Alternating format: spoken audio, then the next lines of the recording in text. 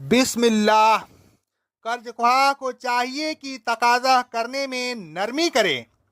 رسول اللہ صلی اللہ علیہ وسلم فرماتے ہیں، صحیح بخاری کی حدیث ہے، اللہ اس شخص پر رحم کرے جو نرمی کرے، جب بیچے، جب خریدے اور جب تقاضا کرے۔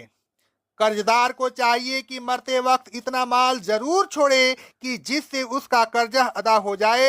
حضرت ابو ہریرہ رضی اللہ تعالی عنہ کہتے ہیں، صحیح بخاری کی حدیث ہے، جب رسول اللہ صلی اللہ علیہ وسلم کے پاس کوئی میت لائی جاتی جس پر قرضہ ہوتا تو آپ دریافت فرماتے، کیا اس نے اتنا مال چھوڑا ہے جو قرضہ ادائیگی کرنے کے لیے کافی ہو؟ اگر آپ سے کہا جاتا کہ اس نے قرضہ کی ادائیگی کے لیے مال چھوڑا ہے تو آپ اس کی نماز جنازہ پڑھا دیتے، ورنہ مسلمین سے فرماتے کہ اپنے دوست پر تم ہی نماز پڑھو۔ اگر کسی نے کوئی جانور قرض لیا ہو اور ادائیگی کے وقت پر اس کے پاس ویسا جانور نہ ہو تو اس سے بہتر جانور قرضہ میں دے دے۔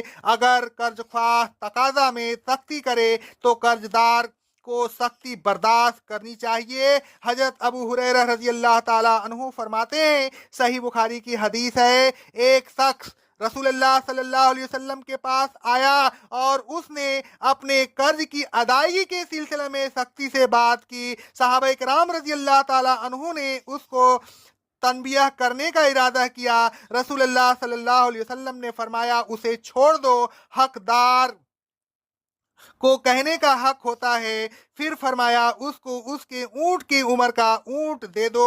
صحابہ کرام رضی اللہ تعالی عنہ نے کہا، اے اللہ کے رسول صلی اللہ علیہ وسلم، اس عمر کا اونٹ تو نہیں ملتا، البتہ اس سے بہتر اونٹ موجود ہے۔ آپ صلی اللہ علیہ وسلم نے فرمایا، وہی دے دو، تم میں سے بہتر وہ ہے جو قرضہ کی ادائیگی میں بہتر ہو۔ جو شخص پیشگی قیمت دے کر مطلوبہ چیز بعد میں لے تو اس چیز کا وزن، حجم اور اس چیز کے وصول کرنے کا وقت مقرر کر دے۔ رسول اللہ صلی اللہ علیہ وسلم فرماتے ہیں، صحیح بخاری کی حدیث ہے، جو شخص پیشگی قیمت دے کر کسی چیز کو بعد میں لینا چاہے تو اس چیز کا ماپ، وزن اور وقت وصولیابی مقرر کر دے۔ اگر قرضدار کے قرض کا کوئی دوسرا مالدار شخص ذمہ لے تو قرض خواہ کو اس کا ذمہ قبول کر لینا چاہیے اور اسی سے تقاضا کرنا چاہیے۔ رسول اللہ صلی اللہ علیہ وسلم فرماتے ہیں، صحیح بخاری اور صحیح مسلم کی حدیث